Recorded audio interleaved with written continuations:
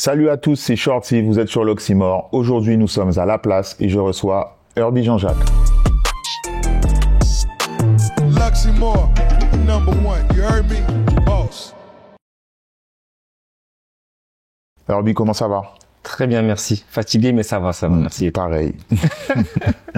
Alors, pour recontextualiser, tu es consultant en événementiel, journaliste, organisateur donc d'événements, on l'a dit. Et aujourd'hui, on se rencontre dans le cadre de la sortie de ton premier livre en auto-édition, Culture et diversité, hommage à mon pays natal. Exactement. Donc, tu es désormais auteur. C'est ça, c'est pour moi le statut pro le plus important aujourd'hui. Yes. Avant qu'on parle vraiment du bouquin, j'aurais aimé qu'on revienne un peu sur ton parcours, ce qui t'a amené à éditer ce livre et les différents événements. Ok. Donc déjà, c'est quoi toi donc le livre s'appelle Hommage à mon pays natal. C'est quoi ton lien déjà avec la Guadeloupe? Alors du coup, voilà, en effet, je suis né en Guadeloupe, moi, en 1989, dans la ville de Basse-Terre. Et du coup, déjà, ce qui est fort, c'est que ma mère vivait déjà dans l'Hexagone quand elle était enceinte. Et du coup, elle a fait ce travail, je dirais, cet effort de repartir au pays pour être sûre que je sois né en Guadeloupe. C'était important pour elle. Exactement, que ses enfants soient nés en Guadeloupe. Et du coup, c'est pareil pour ma grande sœur. Et donc déjà, je trouve ça très, très fort humainement parlant. Et du coup, donc, je suis pas resté longtemps là-bas, je suis vraiment juste né et après on est revenu dans l'Hexagone quelques mois après. Mais j'ai toujours été en Guadeloupe en congé bonifié de base, tous les 3 ans. Du coup, j'ai vraiment créé de vrais liens avec la famille là-bas, vu qu'au final, c'est uniquement ma famille générique qui vit dans l'Hexagone et tout le monde est au pays. Et après, depuis, j'y vais de manière personnelle. Et donc du coup, mon attachement est présent depuis ma naissance, depuis ma plus tendre enfance. Et c'est vrai que ma mère a fait ce travail vraiment de nous éduquer avec les valeurs locales et les traditions, que ce soit en termes de cuisine, en termes le fait de parler créole à la maison, la musique, etc. Donc j'ai toujours eu ce lien assez marqué avec la Guadeloupe et les Antilles. Ouais. Ok. Ce qui est fort, du coup, c'est ton amour, ta passion pour la culture hip-hop aussi. Exactement. À quel moment c'est arrivé? Et je vais enchaîner après. Yes. Ok. Du coup, déjà, Herbie, c'est mon vrai prénom. Et mes parents sont mélomanes, des grands fans, entre autres, de musique noire et de jazz aussi. Et du coup, ils sont fans de Herbie Hancock, le jazzman de l'époque de Miles Davis, Quincy Jones, etc. Et du coup, ils m'ont nommé Herbie par rapport à lui. Et en fait, ce qu'il faut savoir, c'est que Herbie Hancock est un des premiers artistes non hip-hop qui a mis en avant la culture hip-hop dans un de ses sons qui s'appelle Rock It, qui est précisément sorti en 1983. 10 ans après la naissance du hip-hop en 1973. Et du coup, il a démocratisé le genre hip-hop dans les autres types de musique, entre autres le jazz. Ce qui fait que pour moi, déjà, ça vient de là. Et après, sinon, moi, j'ai grandi en Seine-et-Marne, à Noisiel, une ville fortement marquée par la culture hip-hop, avec, par exemple, le crew de danse historique, les Wanted, un des premiers crews français à performer et à remporter des grandes compétitions internationales. D'ailleurs, Force à Mamson, dont je suis un peu proche, je dirais. Et du coup, voilà, la culture hip-hop est très présente, le basketball aussi. J'avais des grands chez moi qui portaient déjà à l'époque des maillots triple XL de tous les genres NBA, Air Force One, etc. Donc c'est vraiment via eux aussi que je suis tombé dedans. Et comment tu fais le lien entre la culture hip-hop et ta culture caribéenne? Pour moi, en fait, c'est étroitement lié. Parce que un truc tout bête dont je parle souvent, c'est que la chaîne BET a toujours été présente, par exemple, en Guadeloupe. Et du coup, j'ai encore chez moi des VHS de clips que j'enregistrais quand on partait. Quand tu rentrais, c'était l'occasion d'aller regarder, de te rapprocher, entre guillemets. C'est ça. Et du coup, j'enregistrais tous les clips de Fabulous, je me rappelle, Lil Bo, franchement, tout le monde, tu vois. Et donc, il y a toujours eu ce lien fort entre la culture caribéenne et la culture afro-américaine. Aussi, ce qu'il faut dire, c'est que souvent on me disait ouais, tu fais trop le quinri, mais géographiquement parlant, les Antilles sont plus proches des US que de la France, ce qui fait que c'est entre guillemets logique d'être plus influencé par les États-Unis que par la France. Et donc ouais, ça a toujours été présent et c'est pareil, tu vois, par exemple la Air Force One, je l'ai toujours vu au pied de gens là-bas, tu vois. Et donc moi, ça a vraiment été un des premiers modèles que j'ai apprécié et qui est un modèle de base de basketball. Donc ouais, ça a toujours été en fait présent dans mon quotidien, je dirais. Ok. Donc là, on parle encore de passion, mais aujourd'hui, c'est littéralement ton métier sur plein d'aspects, plein de domaines créatifs. Comment ça devient quelque chose de réfléchi, d'actif pour toi? En gros, encore une fois, un grand merci à ma mère parce que déjà, elle a toujours fait en sorte de nous laisser faire tout ce qu'on voulait faire, en fait. Que ce soit du sport, de l'art, etc. Et ce qui fait que très tôt, j'ai su que j'allais travailler dans un domaine qui me passionne ou des domaines qui me passionnent, sans savoir quoi, lequel, comment. Mais j'ai toujours su, en gros, qu'il fallait que je sois épanoui au quotidien. Et que, comme je dis souvent aussi, et que le bonheur soit un quotidien et pas une finalité, en fait. Et du coup, déjà, après mes études, j'ai bossé pendant 4-5 ans au sein du groupe Nike, parce que gros passionné de sport, de basketball et de sneakers. Et en fait, j'ai eu un gros besoin de liberté en 2017. Et j'ai décidé du coup de quitter, de réfléchir un peu et de me lancer ensuite en 2019, sans vraiment savoir ce que j'allais faire, vraiment. Mais je faisais déjà des choses de manière bénévole pour des amis, par exemple du consulting pour des événements. J'avais aussi mes propres événements, etc. Et je me suis dit maintenant je vais essayer de rentabiliser tout ça. Donc c'est vraiment ce qui a fait en gros que j'ai décidé en gros comme une continuité de rester dans des domaines qui me passionnent, mais de le faire de manière indépendante en fait. Ok. Et c'est là où tu as commencé à faire des blocs parfaits, c'est ça? Exactement. C'est vraiment né en 2017 ma première dans la ville où j'ai grandi ici à Noisiel en Seine-et-Marne. Et en gros c'est qu'un an avant j'ai été à celle du réalisateur Spike Lee à Brooklyn, New York. Ok. Et du coup j'ai pu le rencontrer, parler avec lui et tout, un moment fort. Et en fait, ça m'a impressionné de voir un événement comme ça, festif, où il est là, accessible à tout le monde. Il y avait Fadjo en concert, etc. Tout gratuit, animation et tout. Et je me suis dit, franchement, j'aimerais faire pareil dans la ville où j'ai grandi, mais vraiment autour de mes passions, donc le basketball, la culture sneakers, la culture hip-hop et l'art. Donc, voilà. Et pourquoi spécifiquement les années 90? Qu'est-ce qui t'a tant marqué? C'est ouf. Parce que là, on te voit aujourd'hui, mais t'as ta chemise, mais t'as souvent des t-shirts, des rêves, les paires que tu apprécies, enfin que tu sembles apprécier le plus, c'est les, tu vois. Bien sûr. Qu'est-ce vraiment qui fait que les années 90 c'est ça? D'ailleurs, j'ai failli mettre un t-shirt aujourd'hui, Eric B et Rakim. Tu vois. Mais en fait, c'est que moi, je suis né fin 80, j'ai vécu les années 90 en tant qu'enfant. Et donc arrivé en fait à l'adolescence, quand j'ai commencé à faire plus de recherches, etc. et plus prendre conscience du mouvement hip-hop, en fait j'ai vraiment apprécié la créativité et le côté unique de chaque artiste, justement des années 90, tu vois. Et en fait c'était aussi une ère où il y avait de la couleur, il y avait du dynamisme, de la polyvalence, etc. Et c'est vraiment en fait des choses qui me représentent, tu vois. Et donc voilà, tout cet univers, ça en fait très créatif, très coloré, très dynamique, très aussi engagé, tu vois. En fait, ça m'a toujours parlé, et ce qui fait que je suis un peu resté bloqué à cette époque, même si je suis un grand fan aussi du début des années 2000, un peu moins d'aujourd'hui, parce que pour moi en fait la créativité est selon moi moins présente. Il y a le côté aussi cyclique qui fait que beaucoup de choses reviennent. Exactement. Et ce qui fait que franchement c'est vraiment une époque qui m'a marqué, même si je ne l'ai pas vécu en tant qu'adolescent ou adulte, mais c'est vraiment des codes, des couleurs, des choses qui sont fortes selon moi. Donc on a commencé à parler de tes événements. Donc toi-même tu as cité celle de Spike Lee, c'était quelque chose de gratuit. Comment toi tu y trouves un équilibre économique? Alors c'est vraiment via des partenaires en fait principalement.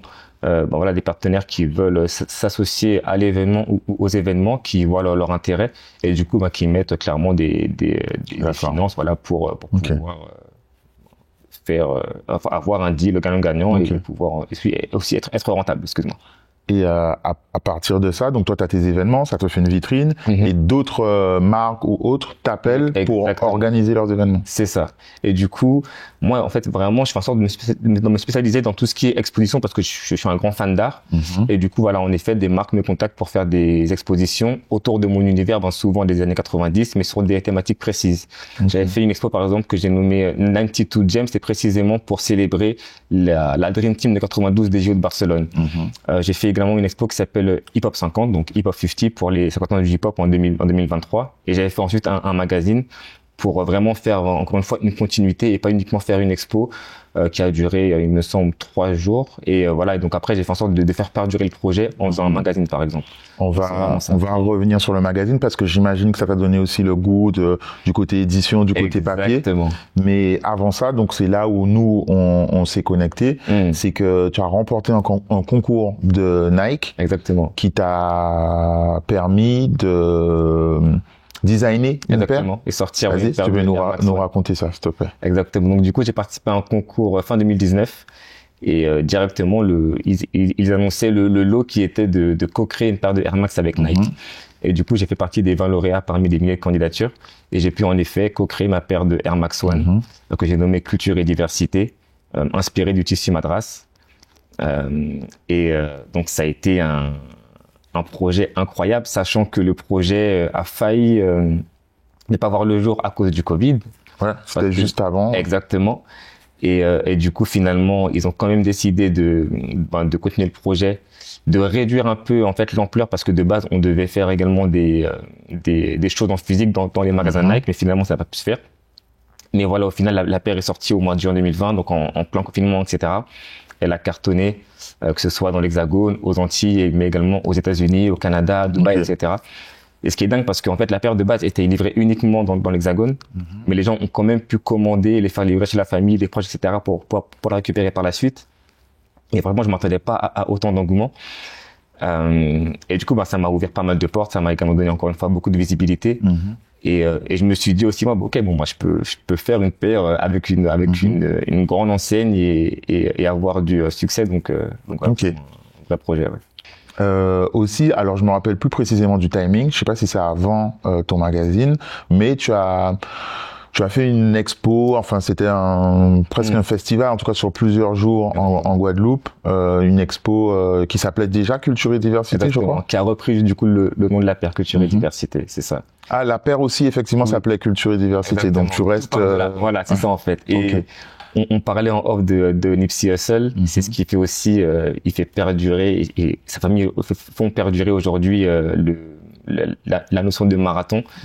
Et donc voilà, ça c'est que la paire, je le nommais Culture et Diversité par rapport aux inspirations et également aux notions fortes que sont la culture et la diversité et qui sont également à mon image. Et du coup, j'ai fait mon premier événement en Guadeloupe un an après, en 2021, que j'ai nommé Culture et Diversité 971.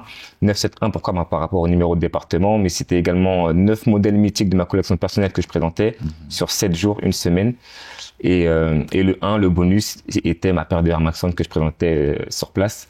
Et du coup, en effet, c'était une sorte de festival pendant une semaine avec pas mal d'activations dont tu as fait partie. Donc, merci à toi d'avoir accepté. Plaisir. Et donc c'était vraiment pour parler de la valorisation et la transmission des cultures afro-caribéennes dans la musique, dans la cuisine, dans le sport. Pas mal d'animations et également un podcast par nos amis de Tu fais quoi. Donc ouais, franchement c'était vraiment cool et c'était vraiment mon premier projet pro, je dirais, sur place, et c'était important pour moi de le faire et savoir que j'ai pu le faire après ma paire de Air Max par rapport à cette paire de Air Max, c'est vraiment incroyable, tu vois. Et c'est vraiment ce qui m'a ensuite mené à écrire le livre, en fait. Donc l'édition de Guadeloupe. Exactement, ouais, c'est vraiment. Et là, tu avais déjà fait le magazine ou pas? Je me rappelle plus. Pas encore.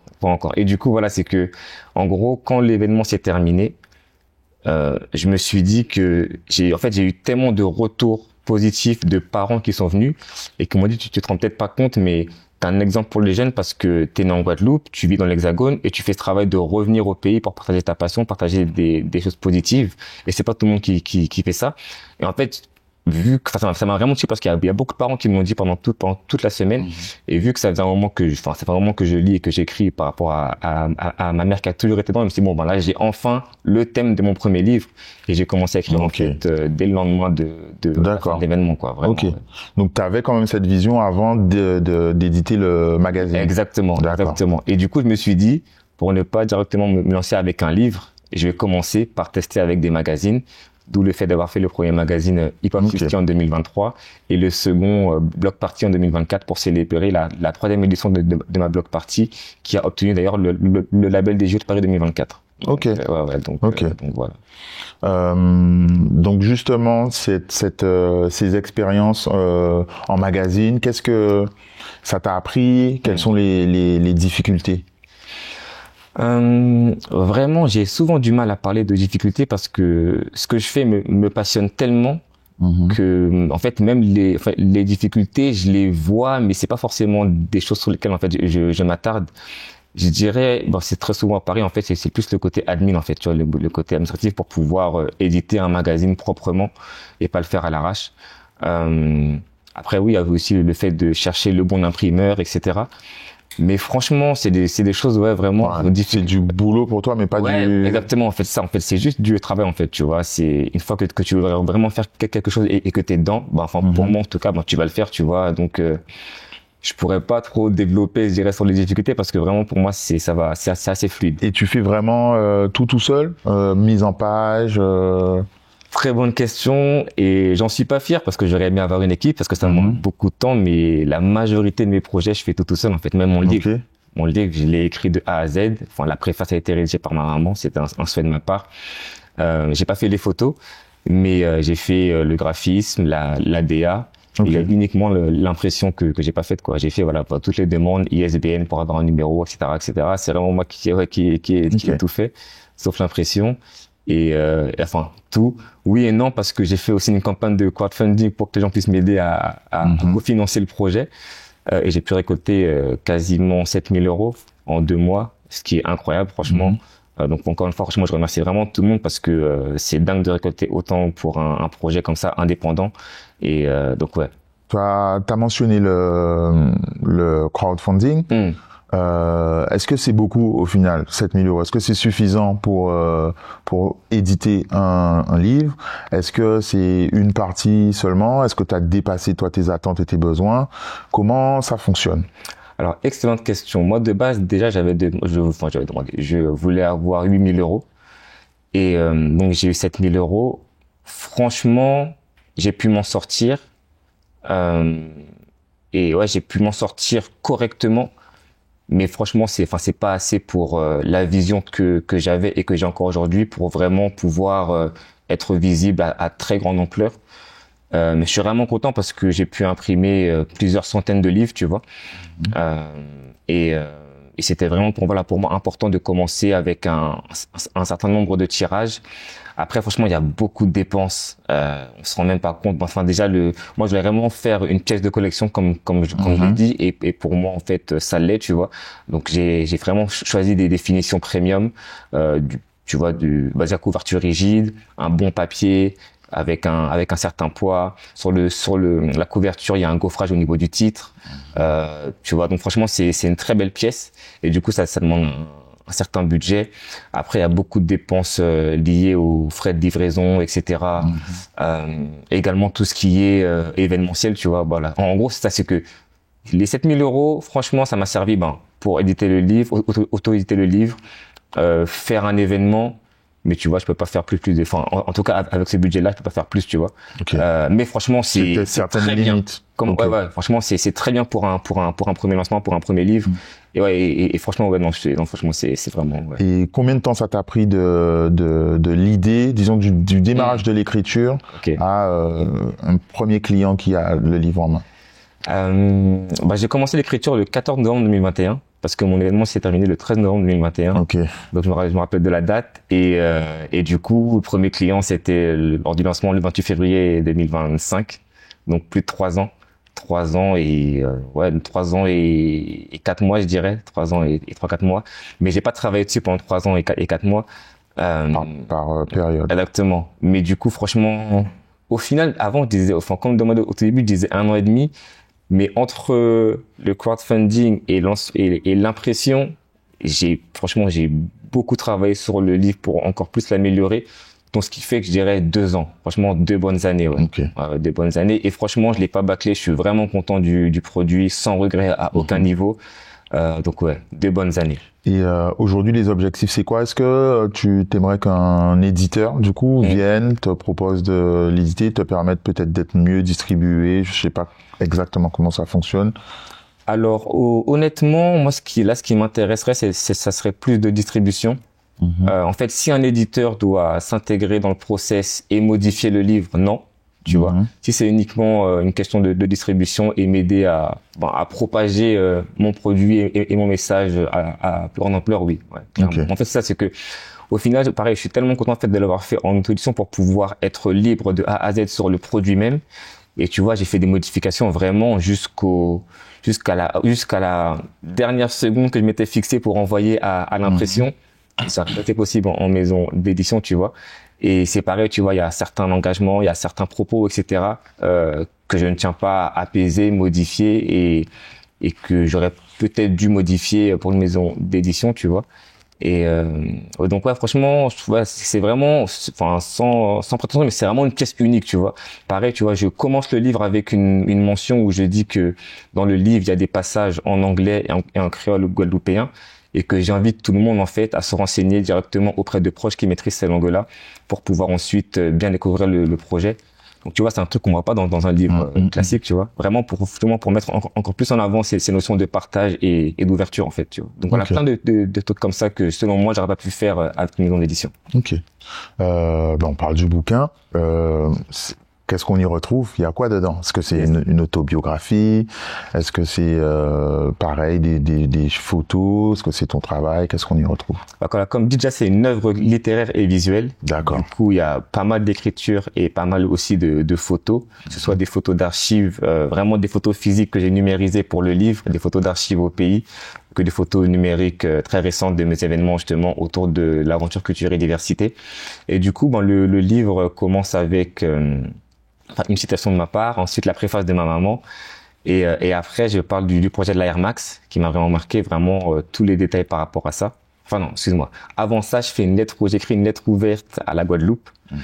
Ensuite, je parle du projet de la Air Max. Après, je raconte un peu toute l'histoire de l'événement en Guadeloupe. Et après, en fait, c'est vraiment focus sur des notions universelles comme le partage, l'unité, l'entrepreneuriat, la passion. À travers justement des histoires personnelles, mais également des choses que j'ai pu lire. Et aussi, chaque chapitre commence avec une citation, parce que moi, je suis vraiment un grand fan, je dirais, de citations. C'est ce qui m'aide à avancer et à être motivé. Donc, il y a Marcus Garvey, Maya Angelou. Il y a également des références guadeloupéennes, bien évidemment, vu que c'est un hommage à mon pays natal. Et ouais, donc franchement, c'est personnel, mais c'est aussi très ouvert et universel parce que voilà, comme dit, je parle de choses positives qui nous touchent tous en fait, toutes et tous. Quelles sont tes attentes? Est-ce que c'est pas, alors on parle de livres, mais t'as comme un disque d'or, tu vois?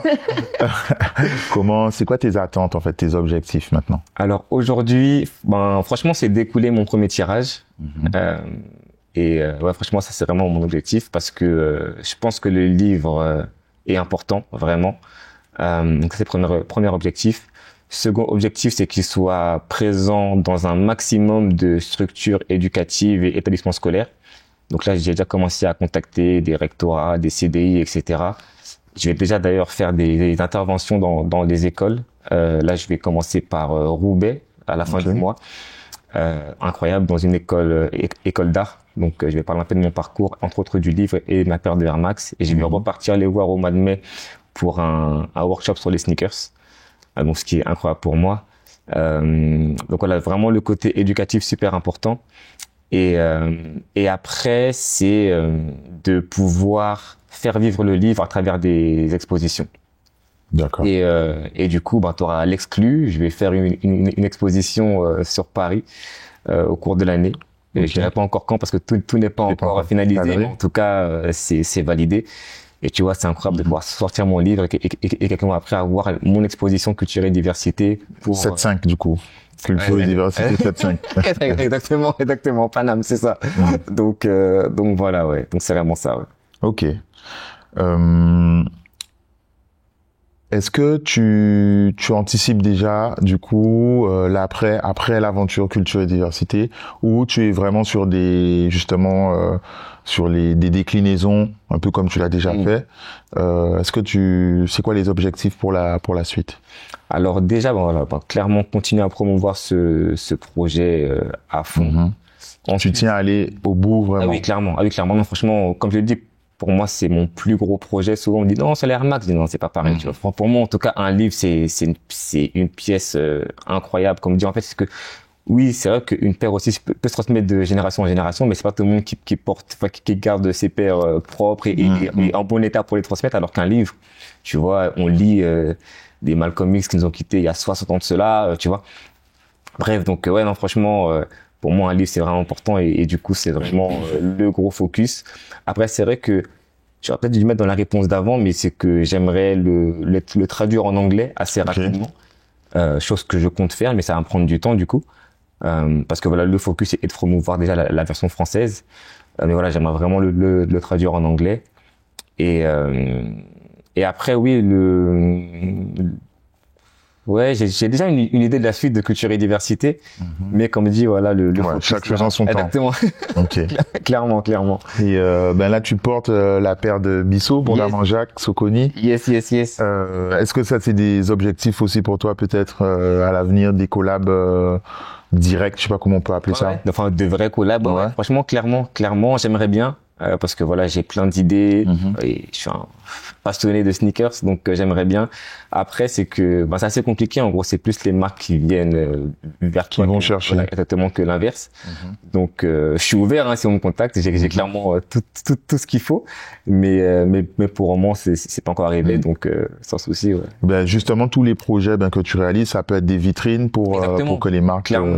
Clairement, oui. Ouais, franchement, c'est clairement ça, parce que très souvent, quand j'étais contacté pour d'autres projets par des marques, moi, c'est par rapport justement à mes projets précédents. Donc, à la visibilité que tu as obtenue et ainsi de suite. Exactement. Ok. Donc, ouais. On a fait un peu le tour, Herbie. Yes. Est-ce que peut-être il y a quelque chose que tu aurais aimé rajouter dont on a oublié de parler? Non, franchement, juste, encore une fois, parler du livre, c'est Culture et Diversité. On peut le trouver où? Très bonne question. Voilà, c'est ça, c'est que il est sur mon site, donc herbie.bigcartel.com.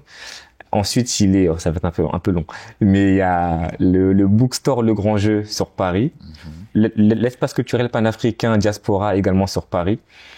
Il faut pas que j'oublie. La librairie panafricaine Taméry Semataoui sur Paris également. Okay. Ensuite, le Café Papier à Jarry en Guadeloupe. Ireza Coworking et Formation à Jarry en Guadeloupe. Librairie Casabule en Martinique. La bibliothèque Afrotech à Dakar. Et le Café des Docks à Saint-Pierre-et-Miquelon. Ok. Tu vois, ce qui est incroyable, parce qu'encore une fois, tout ça, c'est mon charbon. Pour en avoir discuté, du coup, tu as vraiment démarché un peu Exactement, des structures pour la distribution. Et tu vois, et c'est pourquoi, franchement, je te dis que ce projet, c'est vraiment quelque chose, et c'est vraiment sans contention, mais c'est que toutes les structures qui ont accepté de distribuer le livre n'ont pas lu le livre. Alors que normalement, c'est la base, tu vois. Mais rien qu'avec le communiqué de presse, ça a été assez pour qu'ils acceptent, tu vois. Et c'est incroyable. C'est vraiment des trucs, tu vois, c'est incroyable. Donc voilà. Donc merci à ces personnes-là d'avoir accepté, ouais. Ça marche. C'est que le début pour Herbie, les distributeurs. Merci. Merci à toi. À bientôt et on te souhaite tout le succès pour le bouquin. Merci beaucoup. À bientôt. Yes.